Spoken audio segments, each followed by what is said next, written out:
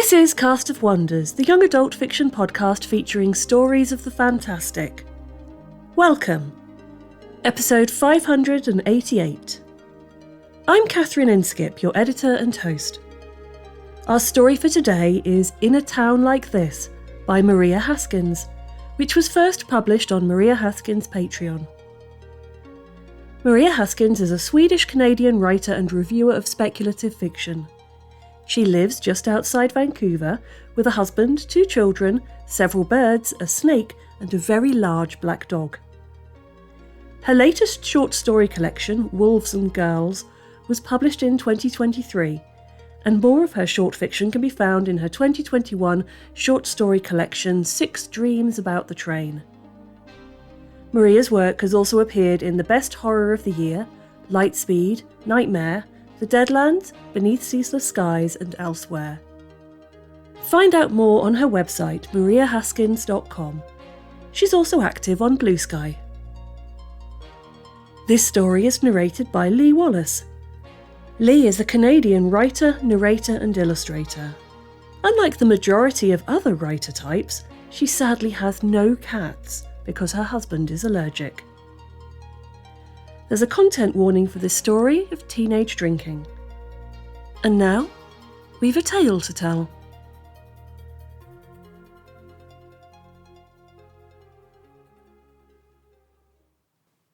In a Town Like This by Maria Haskins. Narrated by Lee Wallace. It's the first weekend of summer holidays and we're piling into the back seat of Annette's dinky old Honda, headed to some house party at the far edge of town, passing a bottle of rum and coke between us. It's one of those 2-liter plastic Coke bottles, and the label is slipping off, and the contents are lukewarm by now, but we don't care. We kiss that bottle, and in the passenger seat, Patrick cranks the radio, and we're dancing to Bon Jovi on sweaty vinyl seats. Eric is leaning in through the back door, trying to crawl in between me and Lisa and Jorge, and we're all bare legs and short skirts, muscles and sweat, Axe deodorant, drugstore perfume, and his hands are on me, trying to move me over. He leans in further until he's almost in my lap, hot hands grabbing my thighs and hips, laughing while he tries to make space where there is none. Eric's a nice guy, but on a regular day, at school and elsewhere, him and me don't mix much. We're from opposite sides of town, and this is the kind of town where that kind of thing matters. Only reason Eric's here tonight, trying to get into our car, is because he's a friend of Patrick's, and everyone knows Patrick doesn't give a shit about the town and will likely bust out of here like some kind of outlaw before we even graduate. Eric's not like that, and neither am I. No matter what side of town Eric is from, he's obviously out of my league, because I'm a nerdy ho-hum podunk who hasn't even had one boyfriend ever, and he's one of the school's dreamboats, with those big blue eyes and that soft, curly blonde hair and those long black lashes. Any other day I'd know better. But tonight we're all drunk on rum and coke and summer and body heat, and there's something about the way Eric touches me there in the back seat. First more by accident, and then more on purpose. Both of us still laughing. That makes me lean into his touch. Something about the way his eyes look into mine before they slip away while we all jostle in the back, shouting at each other and laughing louder, and I know I don't want him to stop touching me. Don't want him to stop looking at me either. Mom would say don't. Mom would say, think before you do something you regret. Mom would tell me all the reasons not to. Annette would too, because she's my best friend. Because her and me were from the same side of town.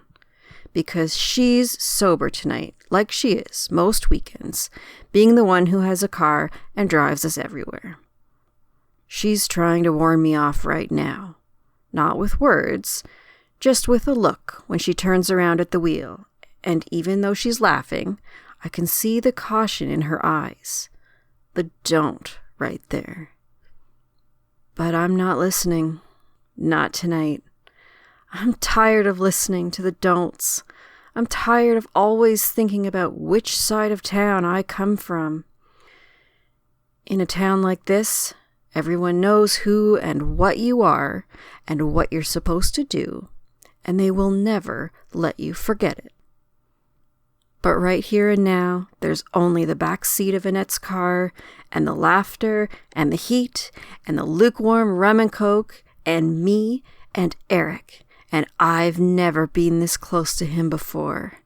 Close enough to breathe him in and feel his skin on mine.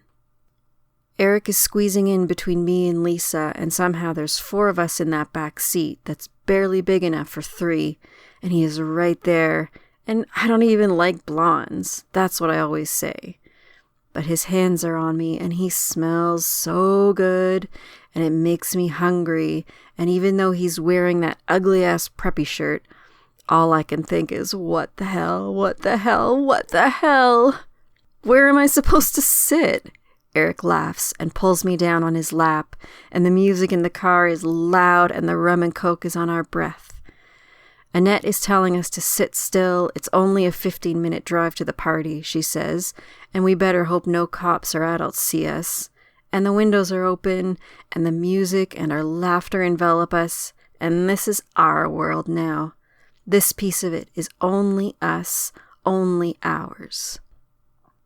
Eric's arms are around my waist, his hands on my skin between the crop top and the shorts, and when I turn my head, his face is right there, and we're kissing before I even know what's happening. Have I ever kissed anyone? I have, but not Eric, and not like this. And Jorge is howling at me. What are you doing? What are you doing? And I don't know what I'm doing. I'm kissing Eric, and he's kissing me back, and nothing else matters. When we get to the party, Lisa holds me back until Eric's gone inside with the others. Stay away from him, she whispers, but it's already too late. I don't know what time it is when Eric finds me on the patio at the party, and we head out together, walking away from the house through the backyard. The house belongs to Patrick's cousin or something, and it's perched on the edge of town, straddling the end of the rest of the world. And walking with Eric, I feel the freedom of that, the danger of that, coursing through me like another bottle of rum and coke. Eric and I are walking, and we're holding hands, and then we're past the fence, and then we're in the meadow beyond the house, grass and flowers brushing our legs, the ground sloping down toward the river, and the birches and the pines and the dark sky and the half moon, all of them are sleeping. But we're not. We haven't kissed since the car, but all night at the party, while we've been dancing and drinking and screaming and laughing with everyone else, we've looked at each other across the room again and again, and now we're here, and the world's gone quiet. The sounds of the party fading into darkness behind us. Below, the river is heavy and wide and barely moving, moonlight and starlight shivering across its dark surface, and we are in the grass, me and Eric, and we're kissing, and I don't want to hurt him. I really don't. But sometimes you just have to take a chance, even in a town like this, even when everyone says don't. I want to see you, Eric says, and I know what he means. I want to see you too, I say, and he knows what I mean as well. We stand up and step away from each other, and I let my clothes fall, and so does he. And he is so beautiful, even before he changes. So beautiful, I want to swallow him whole.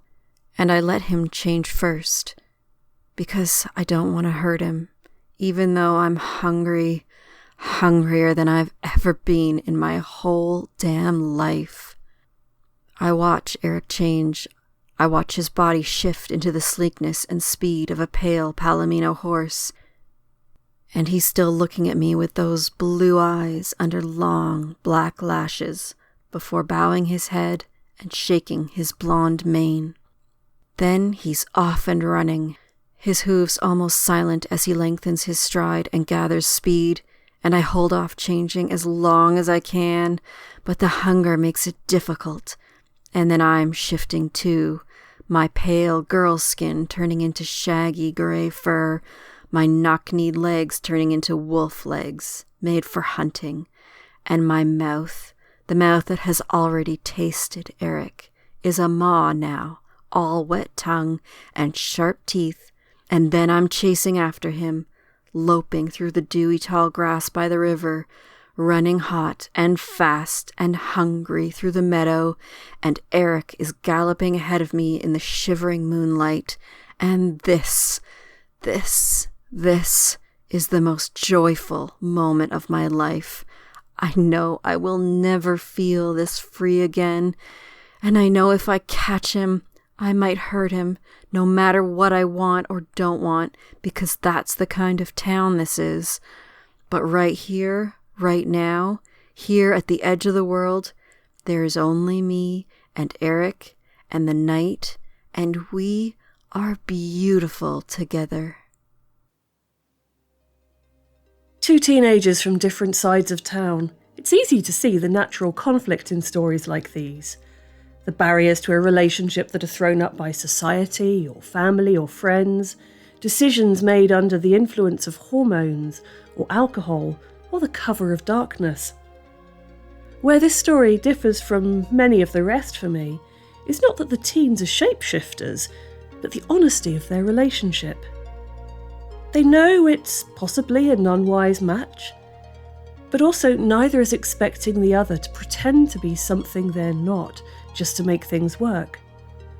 However the night ends for them, they're both making free choices, unhindered by rules or roles, glorying in who they each are, that they are alive and young and beautiful.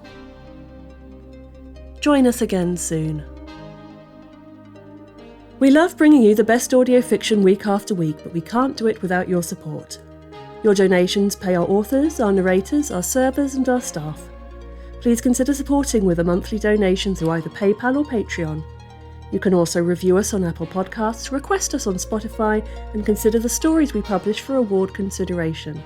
There are lots of ways you can help. Join the discussion on the EA Forum or EA Discord. Visit on X at Cast of Wonders. Come say hello. Cast of Wonders is brought to you by editor Catherine Inskip, assistant editors Kapu Cobb and Felicia Caparaso, associate editors Rebecca Arn, Tanya Adelit, Amy Brennan, Somtoa Haseway, Becca Miles, Ray O, Samuel Poots, Pooja Prakabaran, Emma Smales, Denise Sudell and Rin Yi. Our editorial assistant is Amy Brennan, our community manager is Denise Sudell, and our audio producer is Jeremy Carter. Cast of Wonders is part of the Escape Artists Foundation, a 501c3 non-profit, and this episode is distributed under the Creative Commons Attribution Non-Commercial No Derivatives 4.0 International License. That means you can download or listen to the episode on any device you like, but you can't change it or sell it. Our theme music is Appeal to Heavens by Alexei Nov, available from Promo DJ or his Facebook page. Thank you for listening.